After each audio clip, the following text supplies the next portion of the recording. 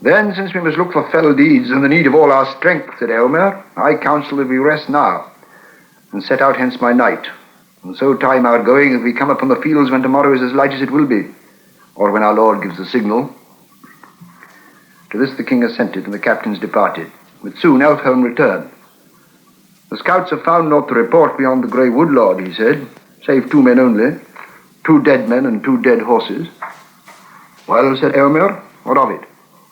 This lord. They were errand riders of Gondor.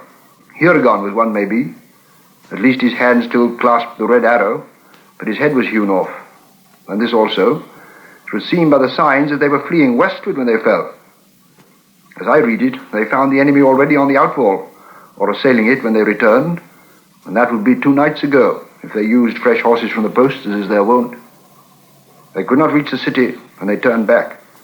Alas, said Theoden, then Denethor has heard no news of our riding, and he will despair of our coming.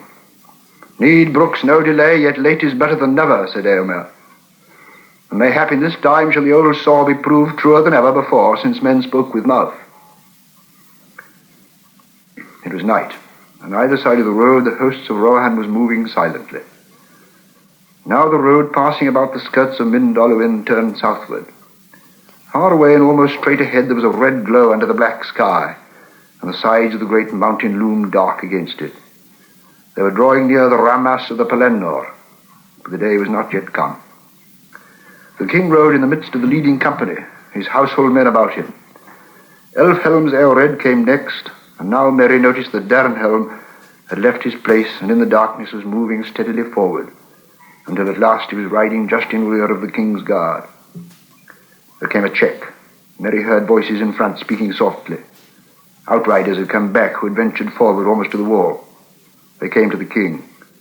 There are great fires, lord, said one. The city is all set about with flame, and the field is full of foes.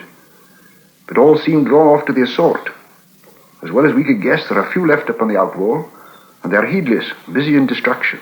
Do you remember the wild man's words, lord, said another? I live upon the open wold in days of peace. Weedfire is my name, and to me also the air brings messages. Already the wind is turning. There comes a breath out of the south. There is a sea tang in it, faint though it be. The morning will bring new things.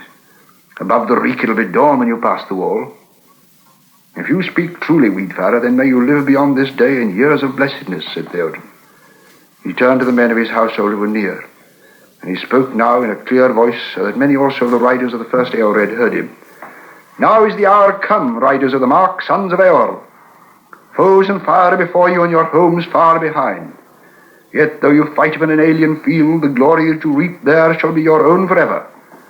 Oaths ye have taken, now fulfill them all, to lord and land and league of friendship. Men clashed spear upon shield. Eormer, my son, you lead the first Eored, said Theoden, and it shall go behind the king's banner in the center. Elfhelm, lead your company to the right when we pass the wall, and Grimbold shall lead his towards the left. Let the other companies behind follow these 3 that lead as they have chance. Strike wherever the enemy gathers. Other plans we cannot make, for we know not yet how things stand upon the field. Forth now, and fear no darkness. The leading company rode off as swiftly as they could, for it was still deep dark, whatever change Weedfarer might forebode.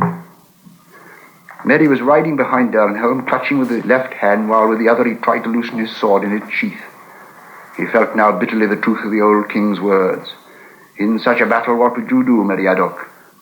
Just this, he thought, encumber a rider, and hope at best to stay in my seat and not be pounded to death by galloping hoofs. It was no more than a league to where the outwalls had stood. They soon reached them, too soon for Merry. Wild cries broke out, and there was some clash of arms, but it was brief. The orcs busy about the walls were few and amazed, and they were quickly slain or driven off. Before the ruin of the north gate in the Rammas, the king halted again. The first Eored drew up behind him and about him on either side. Darnhelm kept close to the king, though Elfhelm's company was away on the right. Grimbold's men turned aside and passed round to a great gap in the wall further eastward. Merry peered from behind Darnhelm's back. Far away, maybe 10 miles or more, there was a great burning. But between it and the riders, lines of fire blazed in a vast crescent, at the nearest point less than a league distant. He could make out little more on the dark plain. and as yet he neither saw any hope of morning, nor felt any wind, changed or unchanged. Now silently the host of Rohan moved forward into the field of Gondor, pouring in slowly but steadily like the rising tide through breaches in a dike that men have thought secure. But the mind and will of the black captain were bent wholly on the falling city, and as yet no tidings came to him warning that his designs held any flaw. After a while the king led his men away somewhat eastward, to come between the fires of the siege and the outer fields. Still they were unchallenged, and still Theoden gave no signal. At last he halted once again. The city was now nearer. A smell of burning was in the air, and a very shadow of death.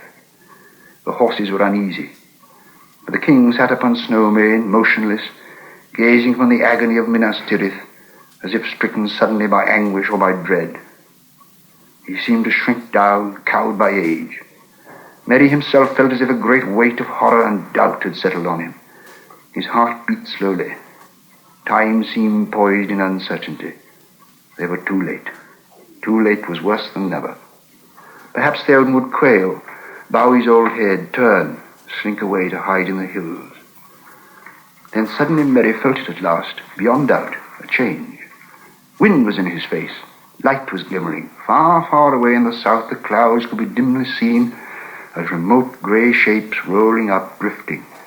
Morning lay beyond them. But at that same moment there was a flash, as if lightning had sprung from the earth beneath the city. For a searing second it stood dazzling far off in black and white, its topmost tower like a glittering needle.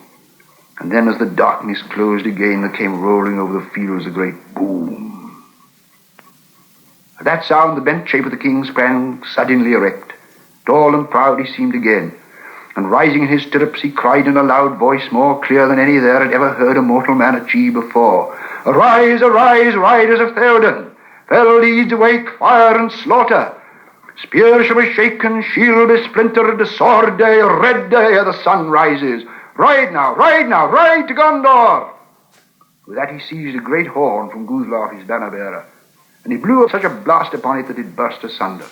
And straightway all the horns in the host were lifted up in music, and the blowing of the horns of Rohan in that hour was like a storm upon the plain, and a thunder in the mountains. Ride now, ride to Gondor! Suddenly the king cried to Snowmane, and the horse sprang away. Behind him his banner blew in the wind, white horse on a field of green, but he outpaced it. After him thundered the knights of his house, but he was ever before them. Elmer rode there, the white horse-tail on his helm floating in his speed, and the front of the first Eorred roared like a breaker foaming to the shore, but Theoden could not be overtaken. Fey he seemed, or the battle fury of his fathers ran like new fire in his veins.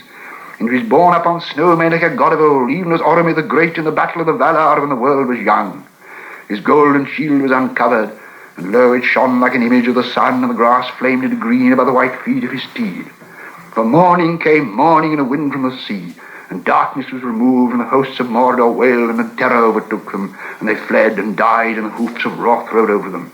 And then all the host of Rohan burst into song, and they sang as they slew, for the joy of battle was on them, and the sound of their singing that was fair and terrible came even to the city.